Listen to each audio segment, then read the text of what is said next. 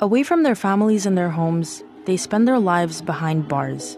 Since its founding around 70 years ago, Israel has imprisoned an estimated 1 million Palestinians. And that can include anyone, from children to legislators and parliamentarians. Most prisoners are arrested for their political affiliation or for public disorder. So that could be anything from attending a demonstration to writing a Facebook post that the Israeli army considers incitement.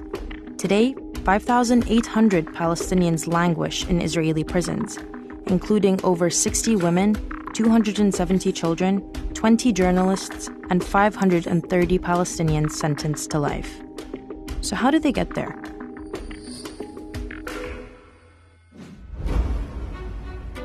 Palestinians can be arrested at home, in the street, or at checkpoints.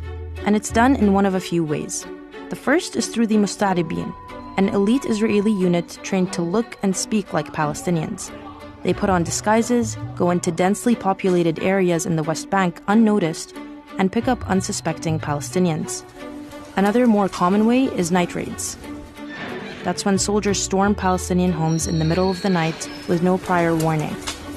They bring attack dogs, break down doors, and regularly intimidate family members. And if they make an arrest, the detainee is often beaten, handcuffed, and taken to a detention center where they can be kept for up to 2 months without a trial.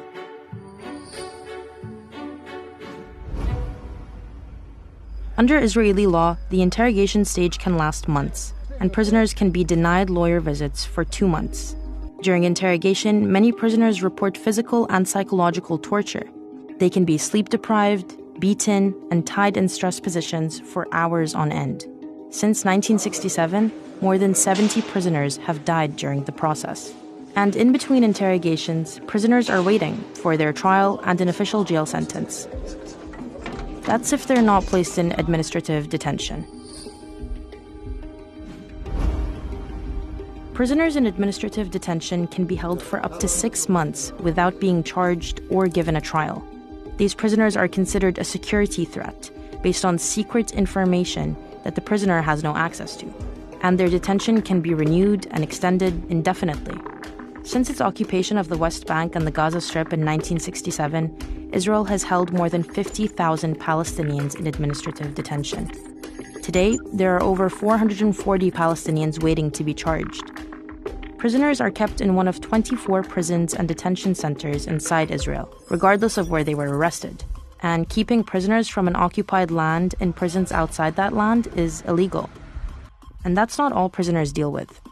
Conditions in prisons are dire, where prisoners' rights continue to be violated.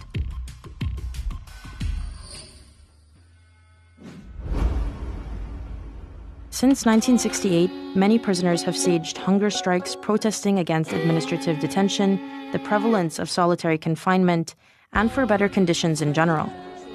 Not much has changed. Cells in solitary are cramped and dirty.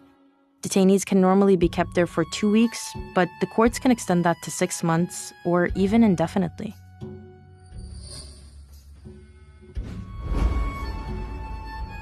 More than 700 prisoners in Israeli prison today are in urgent need of medical treatment.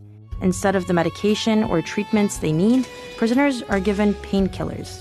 Prisoners are not given access to the medical examinations, specialized doctors, or surgeries that they need. And over 60 prisoners have died due to medical negligence since 1967. Today, more than 20 prisoners have cancer and aren't getting the treatment they need. Navigating indefinite detention without a trial or sentencing, or fighting sicknesses they're not getting help for, might be easier if prisoners could see their families. But that's difficult to manage too.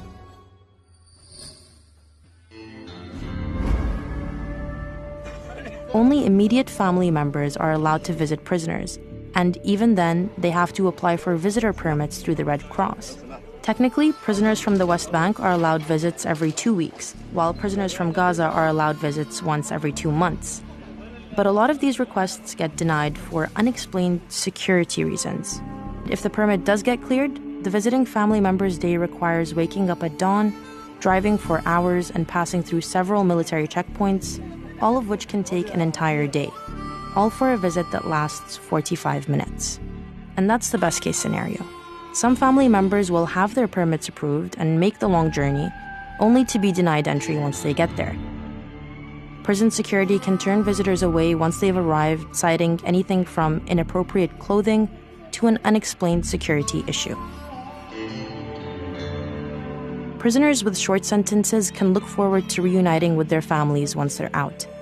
But for those serving longer sentences, or even those waiting to be sentenced in administrative detention, that wait feels even longer.